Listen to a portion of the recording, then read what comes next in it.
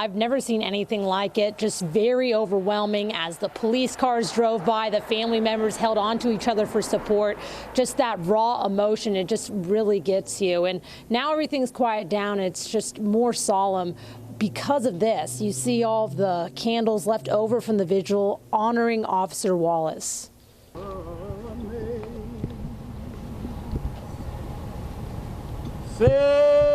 Family members surround the son of a fallen officer, a 9-year-old boy who misses his father very much. Dozens gathered to honor Officer Travis Wallace, a policeman shot in the line of duty while trying to stop a suspect last night. I love him like a son, but I know I'm the uncle. And right now we all are grieving. Not just an uncle, but a mentor who encouraged Wallace to become a policeman. Wallace served for 5 years. He's described as very motivated. His goal, to become police chief one day. I'd like him to be remembered as he was, a hero, a person that was helping people. I don't mean a zero standing on the sideline. We in the front lines of the action. Praise you now, we give you glory. God, we give you honor and we give you praise. The prayers, candles, flashing police lights, and row of officers was overwhelming for the family.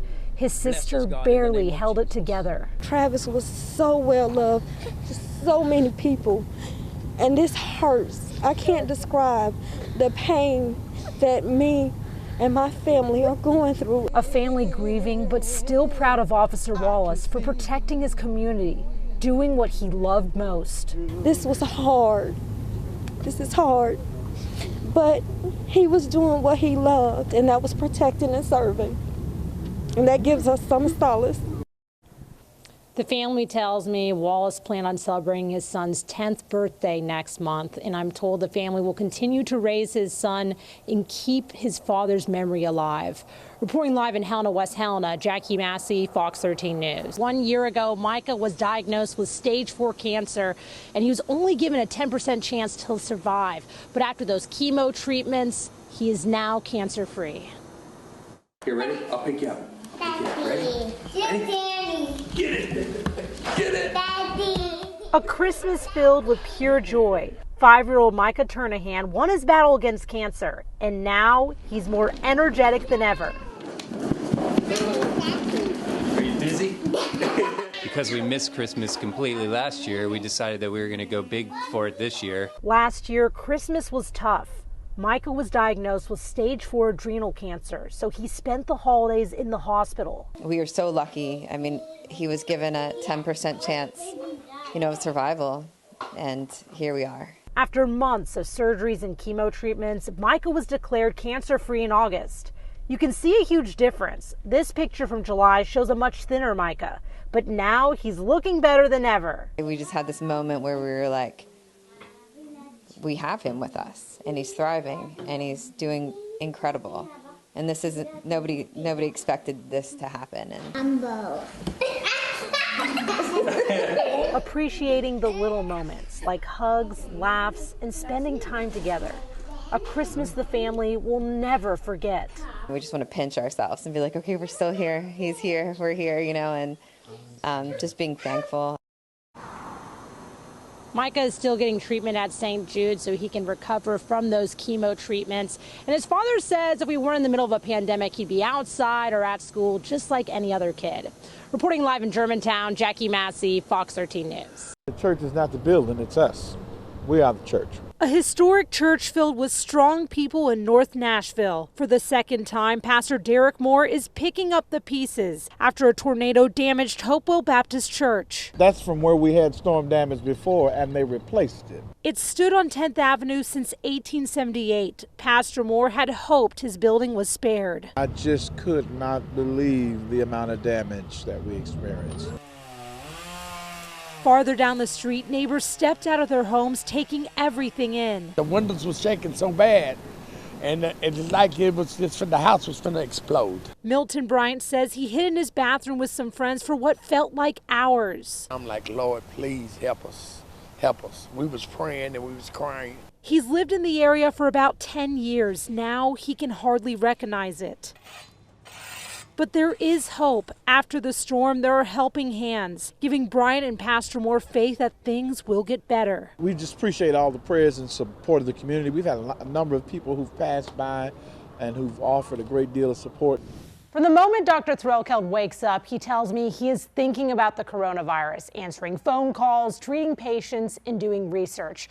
Despite his personal struggles and sacrifices, he always puts others first.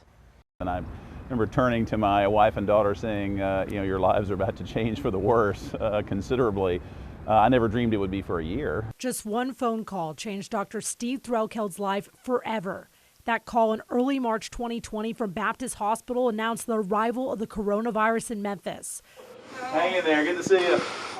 From that moment on, he began working overtime, sometimes 18 hours a day, often arriving at the hospital at 7 a.m. and not leaving until 1 the next morning.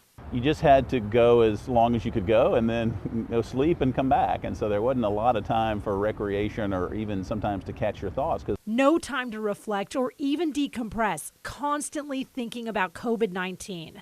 He's an infectious disease specialist, so he spends countless hours researching and answering questions. A tough task, especially at the beginning of the pandemic when information was limited. You have to answer questions for which there may be no clear answer. And so it really comes down to judgment. And when you're making judgment that affects the lives of other people. But through it all, despite these obstacles, Dr. Threlkeld wakes up with a positive attitude. He makes every moment count, whether it's feeding his dog or answering a quick question about COVID from a family member or friend. I'm as I describe myself, a pathological optimist. So I think every day is going to be a great day. A lot of times it doesn't work out like that. He's quick to add he is not an army of one. He works closely with his brother and 4 others on the infectious disease specialist team at Baptist. Co-workers he can lean on for emotional support. We all go until we all are finished. Is how we do things in our group. And when he isn't working with his team, you can find him answering questions from reporters 3 times a week. It's one of the key questions, to be sure. His second job is to keep the public aware of what's going on in the fight against COVID-19. That has left little time for his family, making moments spent with his wife limited but precious. And my wife would bring me dinner at the hospital for days on end, and some days that's the only time I saw her. Yeah, it's been really bad. Thankfully, I married very well. It was, marrying my wife was the best thing I ever did. And Dr. Threlkeld says it's hard feeling sorry for himself when he's seen the ravaging effects of the pandemic. He's lost more than sleep. He's lost friends, even his minister. But when you had people close in your life get really sick and die, it brings it home in a way that you can't otherwise imagine. There's something about kids losing parents that's the hardest for me, and that happened a few times. I mean, those are the times when he leans on his faith. I think without it, I just don't see how it's possible not to think that there's some sort of higher purpose behind this and the other suffering that we have, because there was a lot of suffering, there really was. Dr. Threlkeld believes there is a light at the end of the tunnel. He is thankful for vaccines and is seeing fewer COVID patients. Still, he warns the pandemic is not over yet. It's a year you can't get back, and you hope you've done something, to be worthwhile during that year to try to help people. But, it's a year where you don't get to see your family much, and everything else was put on hold. Dr. Threlkeld says once this is all over, he just wants to take a vacation with his family. He says he is thankful for the opportunity to serve his community. What would you do if you saw a woman and her teenage son living in a van in a grocery store parking lot? A Germantown woman says that she couldn't just walk away. She had to help them. Fox 13's Jacquelyn Masse spoke with the Good Samaritan, and she talked to the homeless mom. She tells me she's overwhelmed and touched by all the support. She's been living inside her van with her son in this parking lot since August and says ever since she's met that Good Samaritan, things are starting to look up. In a busy Kroger parking lot, it's easy to overlook the space Ellen Willis calls home.